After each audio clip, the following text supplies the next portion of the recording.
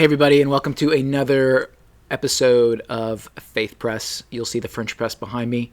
Soaking in the grounds, the water is, and that is a lot like our lives, needing to soak into the presence of God. And so this is just a 4-minute encouragement for you, a little session of hope. And so I hope it encourages you today. Recently, I was watching a documentary on what happened during the pandemic to creation.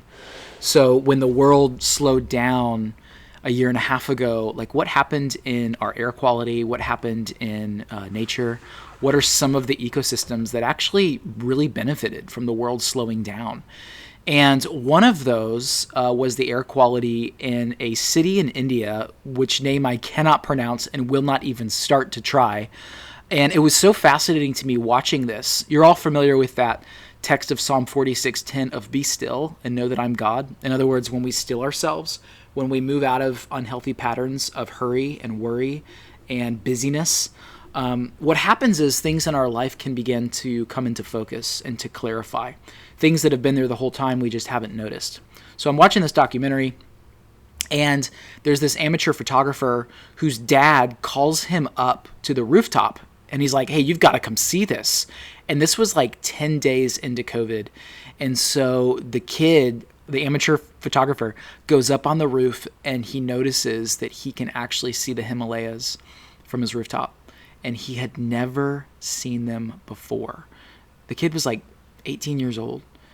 And for 18 years lived with a view of the Himalayas that was blurred and completely disappeared because of smog in this town in India. And it just reminded me as I sat there of like, oh my goodness, like I complain so much about this moment and all the things that it prevents me from doing. And yet at the same time, I will say that there are some benefits to it. And I'm not saying like I'm happy that we're in this moment, but I am saying that it's good to sit and to cultivate gratitude for what is and what is coming into focus, for the things around us that we can be grateful for and thankful for. And I think that's a really good practice for us, that I certainly don't want to wear rose-colored glasses right now and just pretend everything's all good. But I will say that there are some things, God is good, even in the midst of whatever hardships that we're facing right now. And so I pray that there would be some things, there'd be some Himalayas in your life that would come into focus, even as you sense around you everything feeling blurred and difficult.